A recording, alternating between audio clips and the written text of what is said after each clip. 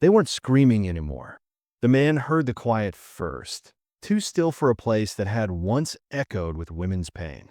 A few crows lifted off a crooked mesquite, their wings slicing the heat. Wind scraped across dry dirt and bones of branches. He stayed still on his horse, letting the silence tell him if it was safe.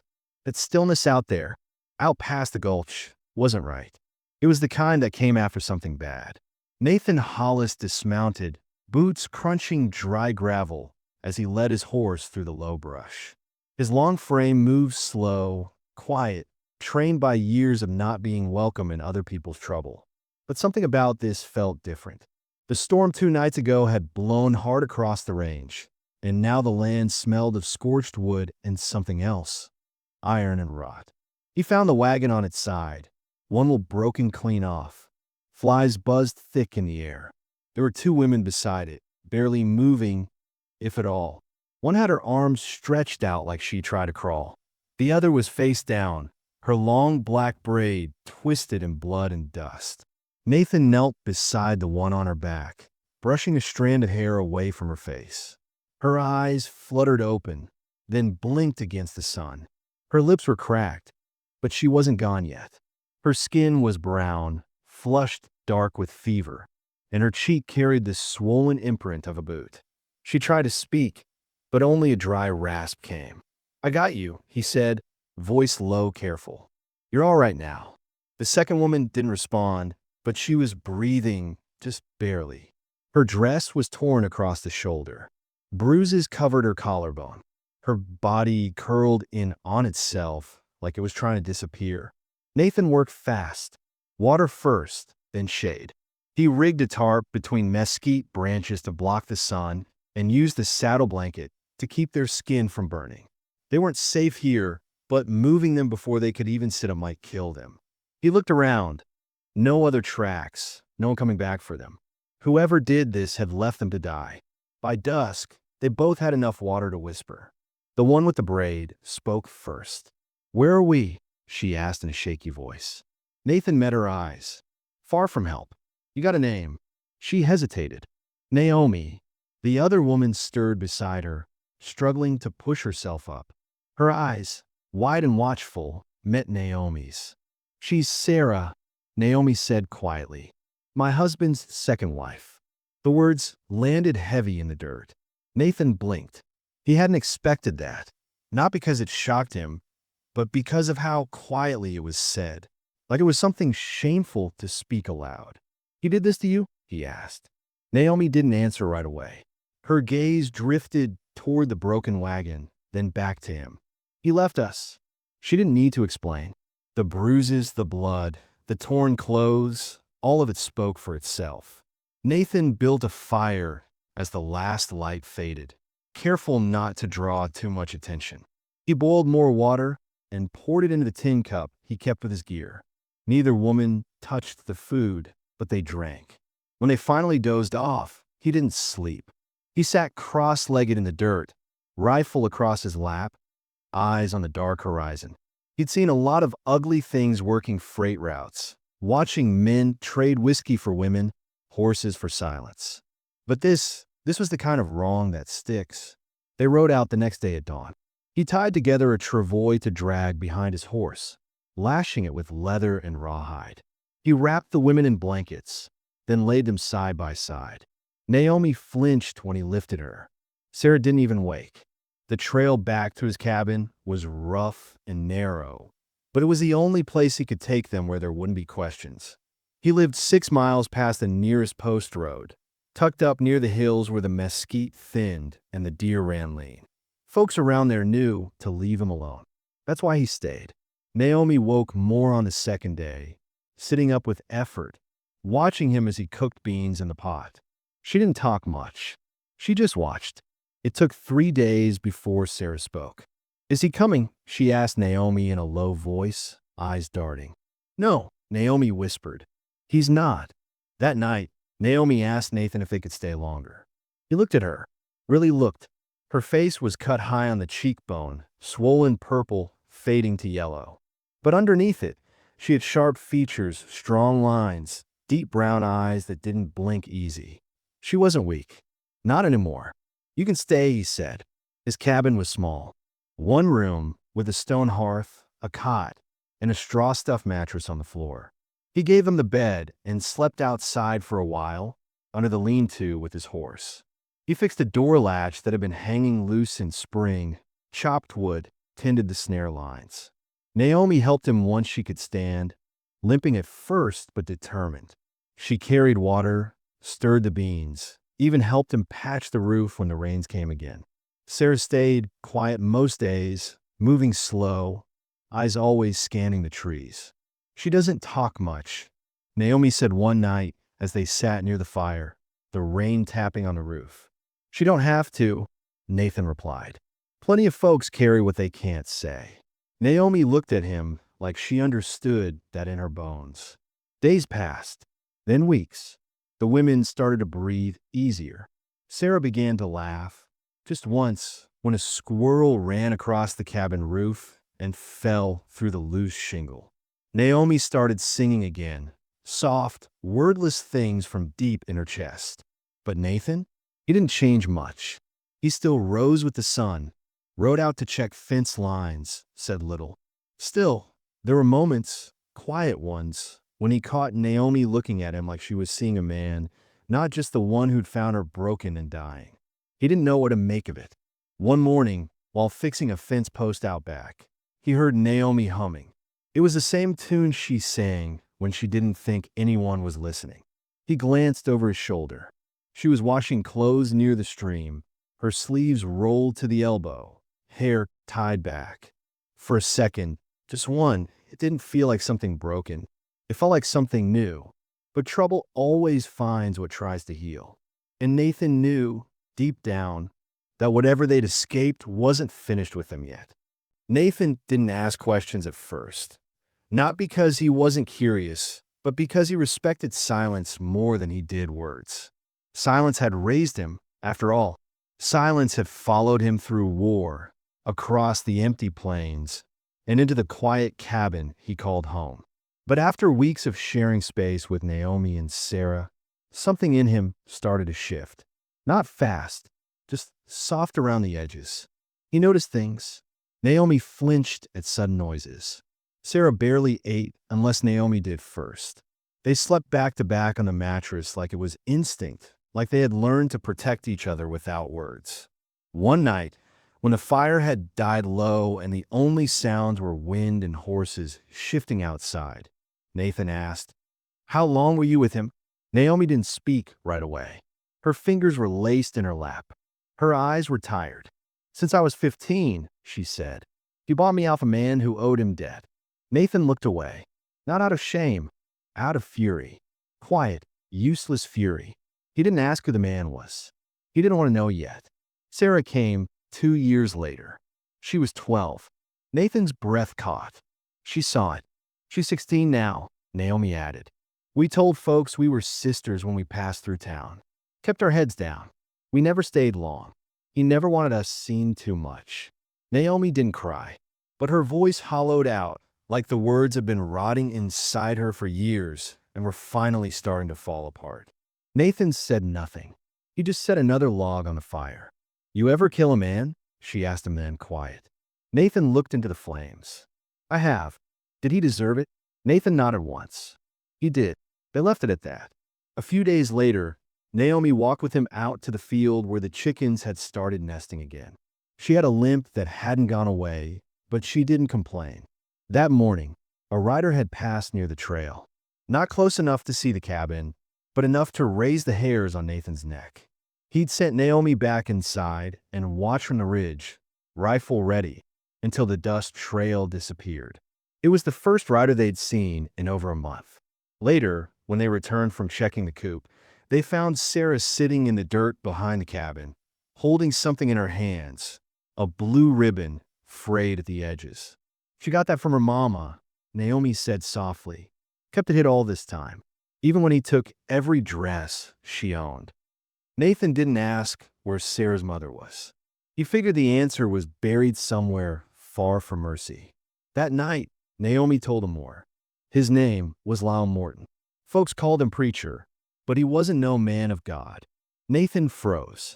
That name. It clicked somewhere in the back of his memory. Years ago, there had been talk in town about a man in Missouri passing through small camps with a traveling sermon and a wagon full of orphans. Some said he married the girls. Some said he sold them. Naomi must have seen the shift in his eyes. "Yeah," she said. "That's the one. You ever come this way before?" Nathan asked. He kept us out in the flats mostly. Never let us near towns more than once. But he was headed north when the wagon broke. Said he found someone richer this time. Someone who wanted a younger girl.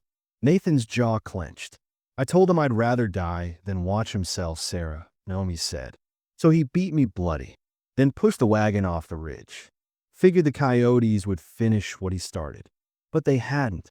Somehow, the land hadn't let go of them just yet.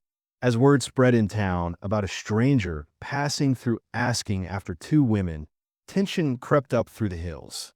A neighbor, old Duncan Powell, who lived 3 miles east, rode by one morning with a bundle of smoked meat.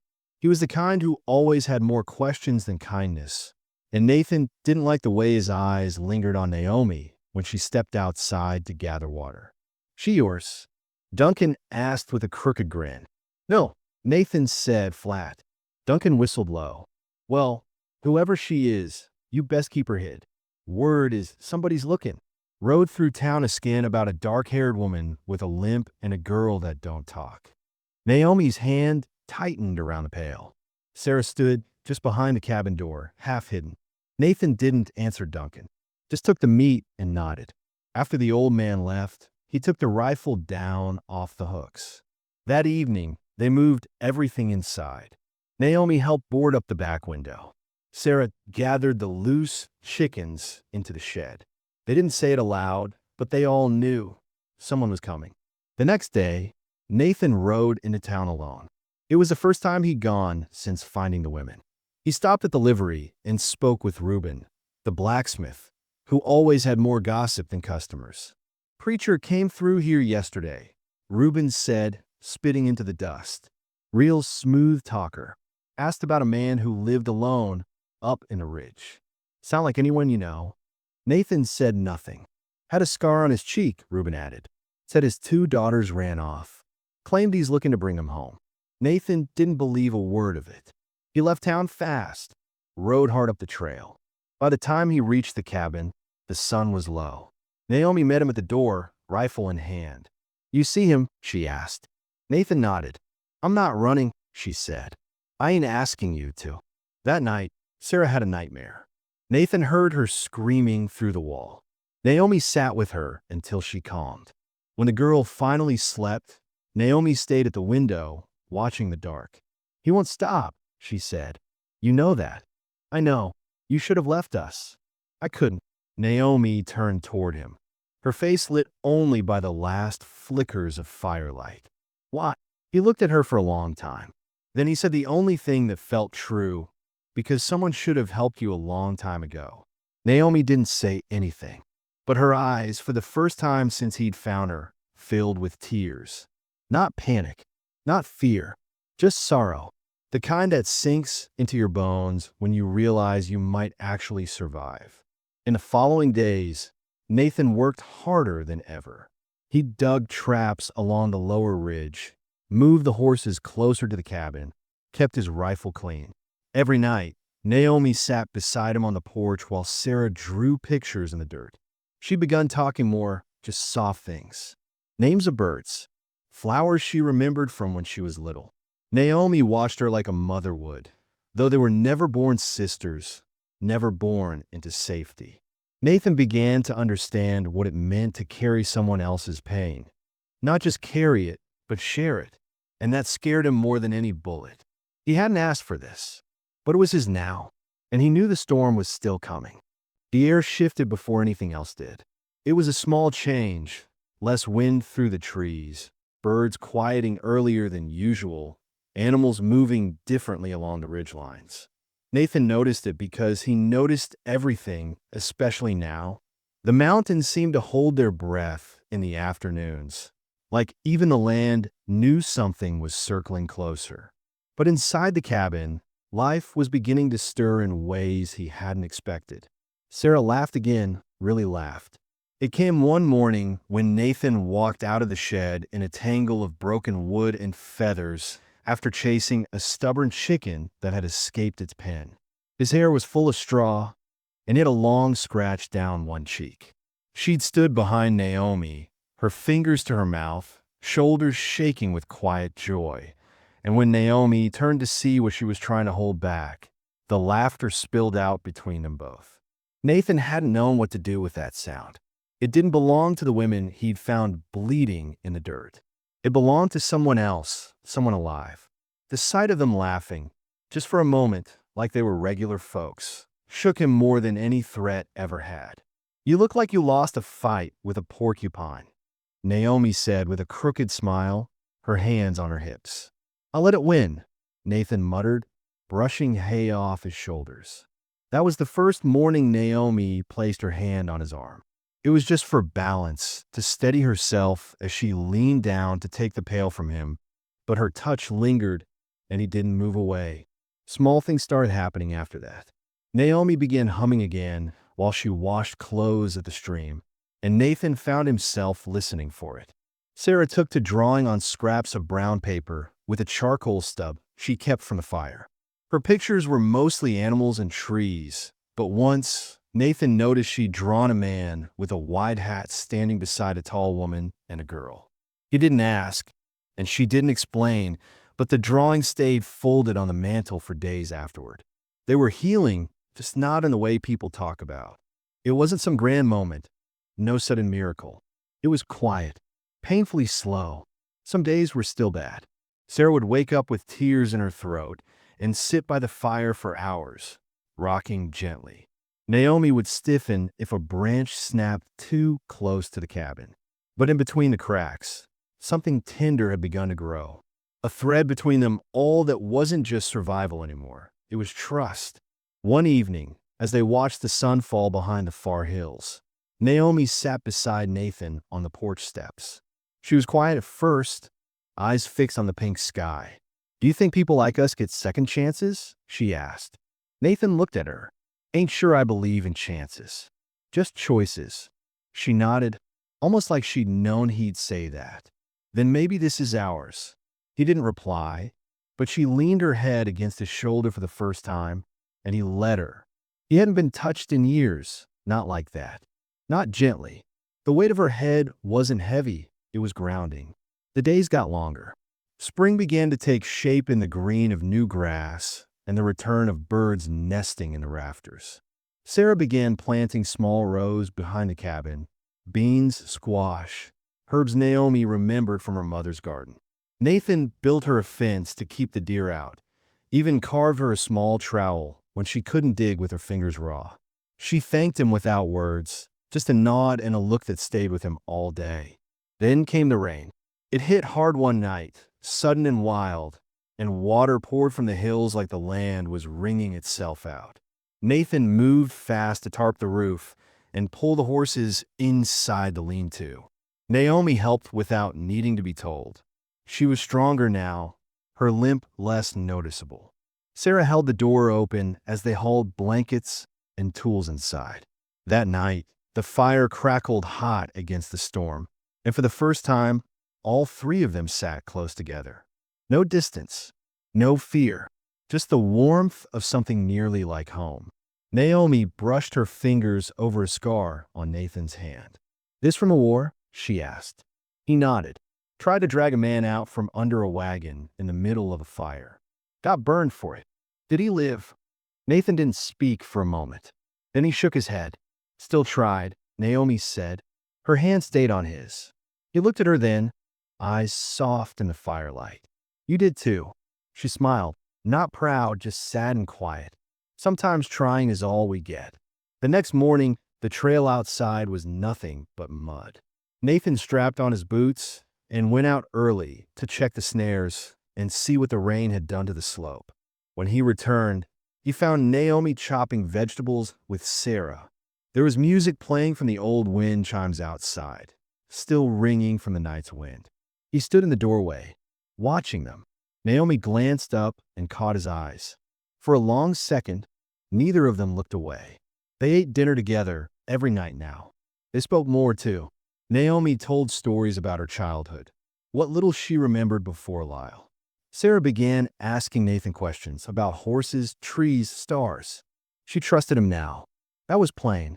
One night, Nathan found Naomi outside under the moonlight, standing alone. "Couldn't sleep?" he asked.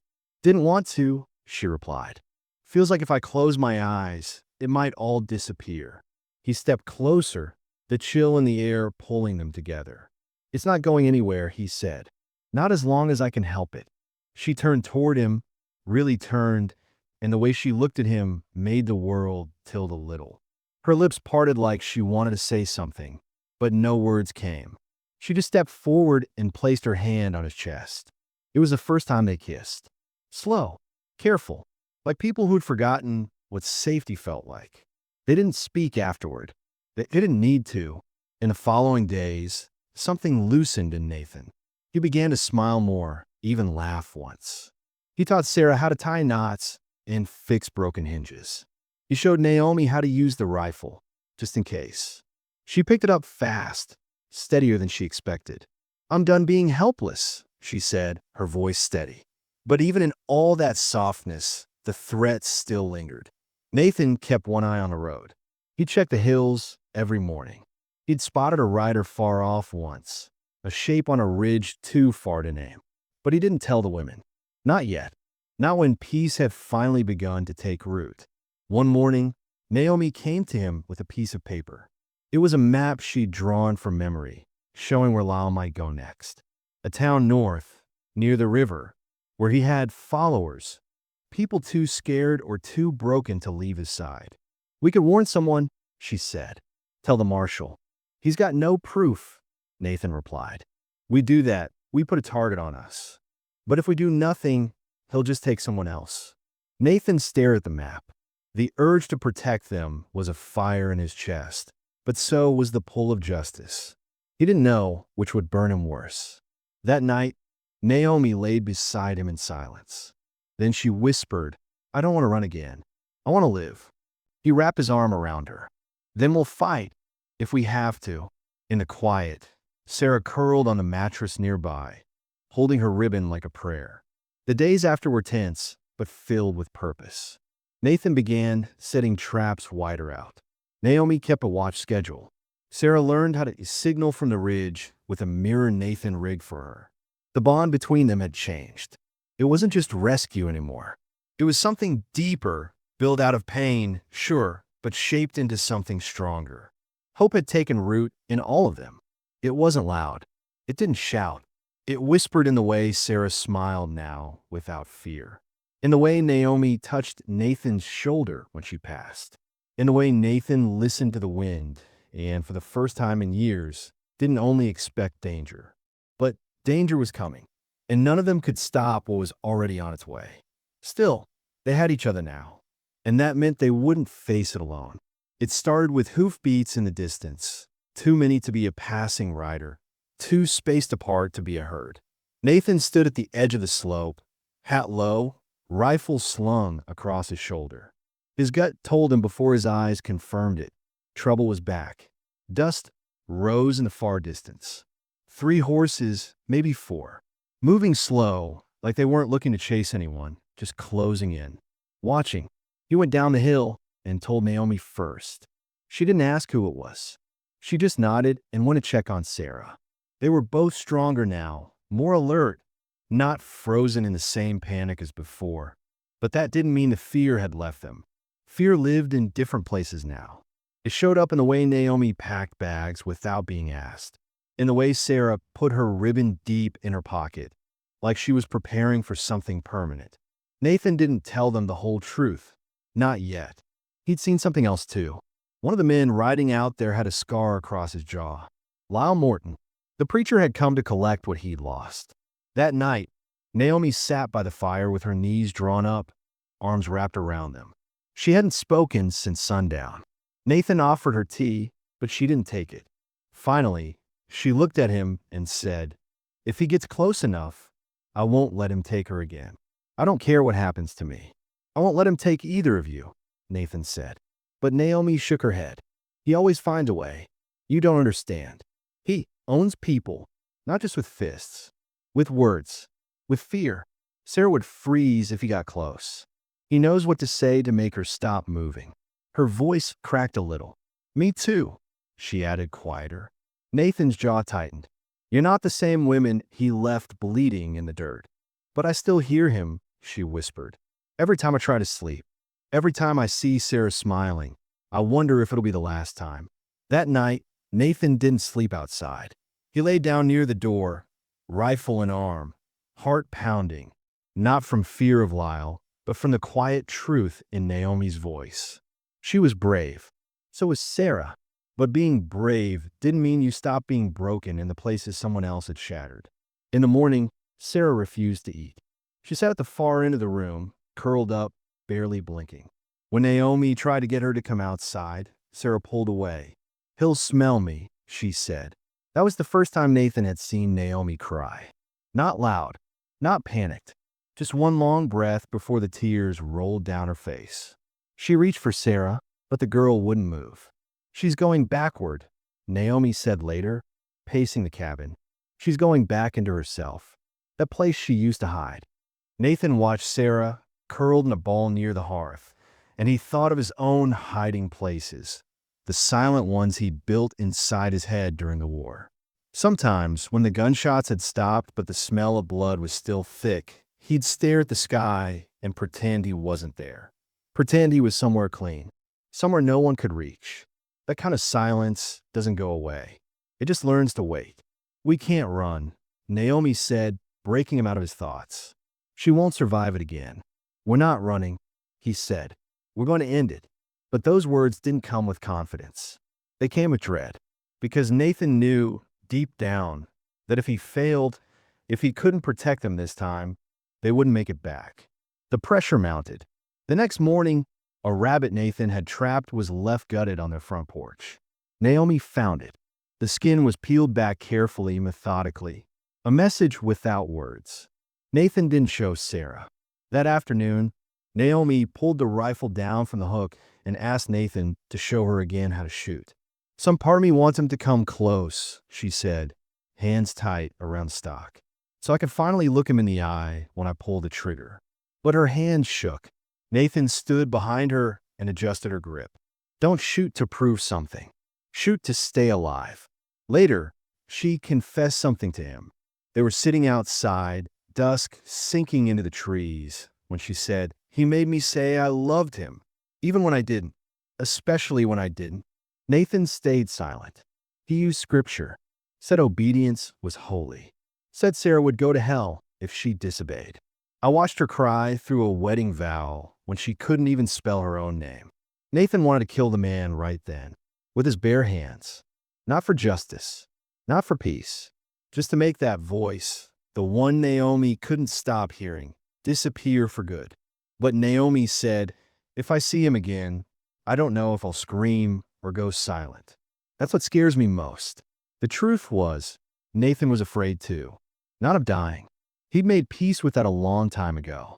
He was afraid of failing them. Afraid that after all this time, after the garden, the porch, the laughter, he'd still lose them to the thing that first broke them. That night, as the storm clouds built far off, Sarah finally spoke again. Nathan had been brushing the horse in the shed when she stepped in, barefoot, hair messy, holding a worn paper in her hand. She handed it to him without a word. It was the drawing again. The man, the woman, the girl. But this time the man had no eyes, just a shadow for a face. That's him, she said. Nathan looked at the drawing for a long time. He won't touch you again, he said. Sarah's voice was just above a whisper. He already has. Then she left. Nathan stayed in the shed a long time. The next morning, Naomi and Nathan argued for the first time. She wanted to go down the trail to the old church 2 miles east.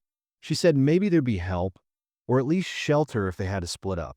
Nathan refused. I won't split us. Not now. But Naomi's voice rose. You think we'll all make it out? That's not real, Nathan. That's a dream. His voice cracked. It's a promise. But promises didn't stop bullets. Promises didn't quiet the screams Sarah still swallowed when the wind howled. Naomi turned away from him that night. She didn't say good night, and the silence between them was heavier than any words they could have said. Rain came the next day, sharp and fast. Sarah refused to leave the cabin, curling up near the wall, rocking again. Naomi tried to reach her, but the girl wouldn't let her touch her. "She's slipping again," Naomi said, voice shaking. "She'll come back," Nathan said. "You don't know that." "I have to believe it." But Naomi's face said she didn't anymore. The next afternoon, Sarah was gone. They found the cabin door open and her footprints headed toward the ridge. Panic slammed through Nathan like lightning. He didn't wait. He rode hard, faster than the horse liked, scanning the trees, yelling her name. He found her by the creek, sitting on a stone. Her hand were cut, her dress soaked through. She looked up at him and said, "I wanted to see if I could make it without anyone." Nathan slid off the horse, heart breaking open. "You don't have to," he said. She looked down. "I'm tired of being afraid." He knelt beside her. "So am I. But we face it together now. That's the difference." He held out his hand. This time, she took it. When they returned, Naomi grabbed Sarah and hugged her like she hadn't breathed in hours. She didn't say anything, just held her close. Nathan watched, the weight of what almost happened sinking deep. Later that night, Naomi stood beside Nathan at the fire. "We're not safe here," she said. "You know that." "I know, but I'm not leaving. I wouldn't ask you to." She looked at him. "Do you still believe we can end this?" He didn't answer. He looked out into the dark woods where wind pressed through the branches like whispers. Then he said, "We won't get another chance." And they both knew the final choice was coming. But none of them were ready for what it would cost. The morning came with no birdsong. Nathan knew it the second he stepped onto the porch. The silence wasn't peaceful. It was wound tight, like a bowstring ready to snap. The air smelled of ash, though nothing had burned nearby. It was a warning. Something had shifted. Something final. Inside the cabin, Naomi was already awake, tying back her hair with a strip of cloth. Her eyes met Nathan's. No fear this time, just clarity. Sarah sat quietly by the hearth, still and focused, as if even she felt it. The dread didn't have to announce itself anymore. It was here. Nathan loaded the rifle, checked every round. Naomi stood beside him. "He's coming," she said. Nathan didn't ask how she knew. He just nodded. By midday, the horsemen came into view, 3 of them, riding up slow. Lal sat in the center, upright and smug, like a man attending Sunday sermon. The scar on his jaw caught the sun, deep and ugly. He wore a preacher's coat, black and buttoned tight, and he rode a pale horse like something from an old ghost story. Behind him, 2 men Nathan didn't recognize. Hired muscle, maybe, one with a broken nose and a shotgun. The other younger, face drawn with nerves. But it was Lal who held the reins loosely, like he was already certain how this would end. Nathan stood out front, arms crossed, rifle at his back. Naomi stepped out too. Lal dismounted slowly, dust swirling around his boots. He smiled when he saw her. "Naomi," he said, voice sick with false warmth. "You're looking well." She didn't move. "Where's Sarah?" Lal asked, scanning the doorway. "She all right? You've had her long enough. It's time she comes home." Nathan stepped forward. "She ain't going anywhere." Lal's eyes turned to him like he hadn't noticed Nathan before. He smiled again, smaller this time. "You must be the man who thinks he can fix what he doesn't understand," Lal said. "These women belong to me." "No," Naomi said suddenly. Her voice was sharp, unshaking. "We never belonged to you. We were just afraid." Lal tilted his head. "And that's what kept you alive. Don't pretend you've grown a backbone. You're only standing now because that man gives you something to hide behind." "I'm standing," she said, stepping closer, "because I'm not afraid of you anymore." The look in Lyle's eyes flickered, just for a second. Then he laughed. Nathan raised the rifle. "You've got one chance to leave. You won't shoot me," Lyle said, grinning. "Men like you never do. You hesitate. You hope. That's your weakness." From inside the cabin, Sarah stepped into the doorway. She didn't speak. She just stared at him. Lyle's grin vanished. His eyes locked on hers. "You come here, girl," he said. "Right now." Sarah didn't move. "Don't make me come get you," he said louder. "You think this man will stop me? He's nothing." And in that moment, Sarah took a step forward. Not toward Lyle, toward Nathan. She placed her hand gently on his arm. Then she turned and looked back at Lyle.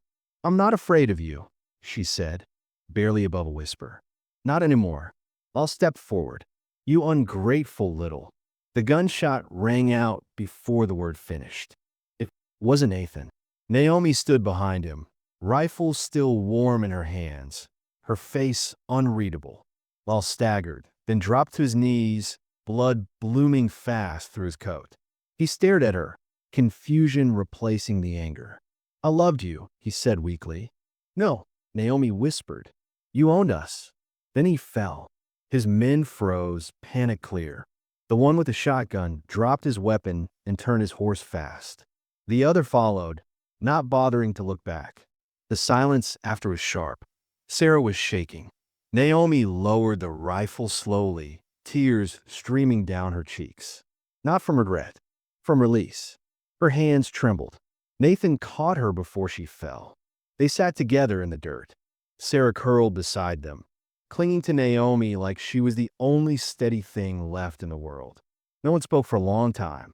Later, Nathan buried the body far from the cabin, deep in the woods. No marker, no name. Just dirt and silence. It didn't feel like justice. It felt like truth finally catching up. That night, they didn't light a fire. They sat in the dark, candles burning low, the air filled with soft breathing and silence that wasn't heavy anymore. Naomi spoke first. "I always thought if I ever killed him, it would destroy me." Nathan looked at her. "But it didn't," she said. "It set me free." He took her hand in his. Sarah leaned against Naomi's shoulder, the ribbon in her hand wrapped tight around her fingers. They didn't celebrate. They didn't cry. They just existed, for the first time without someone waiting to take it all away. In the following days, something broke open between them all. Naomi would wake early and sit outside, staring at the hills. Not because she was watching for danger, but because she finally could. Sarah started singing again, quietly, when she thought no one was listening. Nathan heard it while cutting wood and had to stop just to take it in. They began talking more about the future. Naomi mentioned wanting chickens of her own. Sarah asked about learning letters. Nathan said nothing at first, just listened. But when Sarah asked if they could plant apple trees, he finally said, "We'll need to dig deep. Roots have to hold through winter." It wasn't about trees. It was about staying. One evening, Naomi walked out to where Nathan was stacking stones near the creek bed. "You didn't hesitate," she said softly. "I would have," he replied, "but you didn't let me." She touched his cheek, fingers light. "You saved us, even before today." "I didn't save anyone," he said. "You did that yourselves." She stepped closer. "You gave us space to remember who we were before him." That's more than most men would have done. Nathan didn't know what to say. He just held her, quiet and still, like the world might finally leave them alone. Sarah's drawing stayed on the mantel. She added to it flowers now and a dog she wanted. A sun, a house with smoke coming from the chimney. And in the center, 3 figures holding hands. The past hadn't disappeared. It never would, but it no longer dictated the air they breathed. The day Naomi went down to town with Nathan for the first time, people stared. Not because they recognized her. No one had ever looked her in the eye long enough before. But because of how she walked. Straight, steady, unafraid. They bought seed, flour, a small spool of blue ribbon. When they came back up the trail, Sarah was waiting, her face glowing, hands dirty from the garden. Naomi smiled at Nathan. They were starting over. Not perfect, not whole, but alive and choosing each other. And that was enough. Spring rolled in quietly, with rain that softened the ground and sun that stayed a little longer each evening. The land around the cabin began to bloom, green curling along the edge of the fields, flowers rising out of places no one thought life would grow again. The earth didn't ask questions. It just began again. And so did they. Nathan built a second bed frame out of pine, even though they didn't speak about sleeping arrangements anymore. Naomi had started staying close to him at night, sometimes with her head resting on his chest, other times just her hand pressed lightly to his side. It wasn't about protection anymore.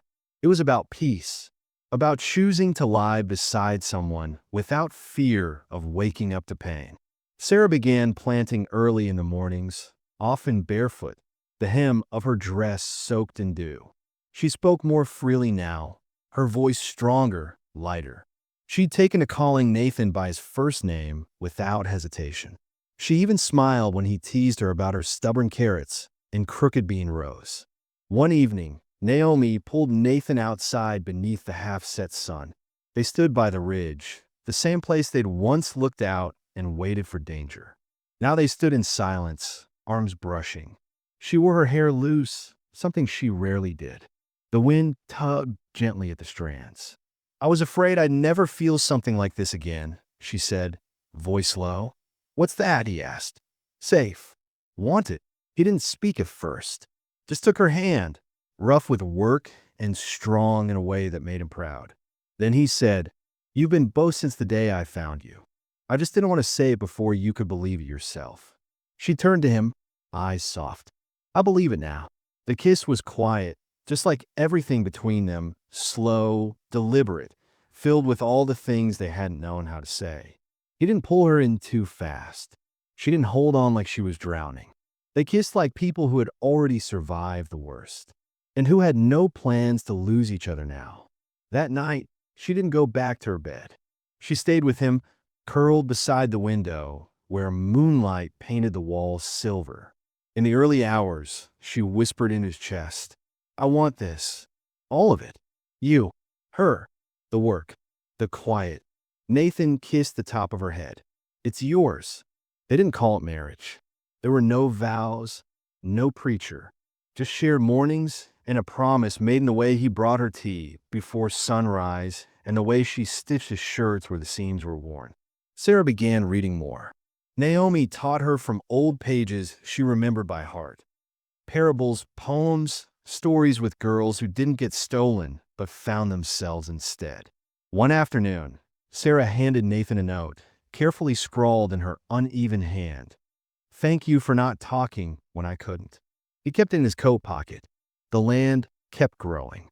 The fence held. The chickens multiplied. Naomi and Nathan dug a small trench around Sarah's garden so the water would hold better. She planted corn this time, dreaming of tall stalks by summer. Nathan built her a scarecrow from old shirts. She named it Silas.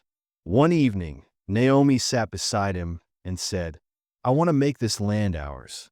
For real. We'll go into town," Nathan said. "Get the deed transferred. Say it out loud." "And while we call ourselves?" she asked, smiling. He looked at her for a long time. "Family." She leaned her head on his shoulder. "That's all I ever wanted." The trauma never left completely. There were still nights Sarah would go quiet, or Naomi would stare too long at the trees. Nathan still checked the ridge sometimes, just to be sure, but it didn't own them anymore. It visited now and then, like a shadow that passed over the porch and disappeared into the dark. They made a new life not by forgetting, but by remembering gently, by refusing to let it harden them. In June, Naomi found a wild patch of roses blooming by the creek. She brought them inside and put them in an old tin cup. When Nathan asked her why, she smiled and said, "Because they grow where nothing should." The house smelled like flowers and earth and wood smoke that night. And for the first time in years, none of them dreamed of running.